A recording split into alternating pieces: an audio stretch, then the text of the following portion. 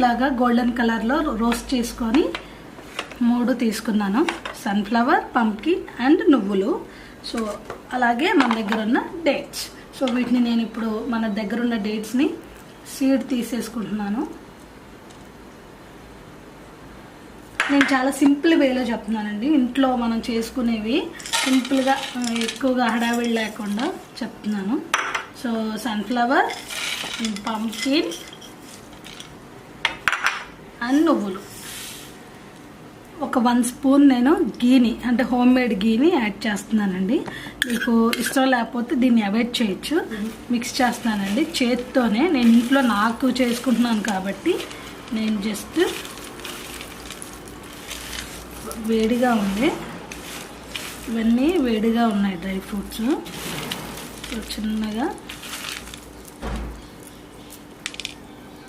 నేను వీటిని, మన దగ్గర డేట్స్ చాలామంది ఏంటంటే ఇది లడ్డు చేస్తాడు, డేట్స్ని పేస్ట్లా చేసేసుకుంటారు అదే మిక్సీలో కానీ అందులో వేసి.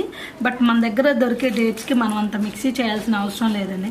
జస్ట్ హ్యాండ్ క్రష్, జస్ట్ హ్యాండ్తో ఇలా అంటే చాలు. చూసారుగా పేస్ట్ అవుతుంది. జస్ట్ మన హ్యాండ్తో ఇలా క్రష్ చేస్తే చాలు, మనకి పేస్ట్ అయిపోతుంది. సో దానికి మన మిక్సీ కూడా అవసరం లేదు. నేను మిక్సీలో వేయను.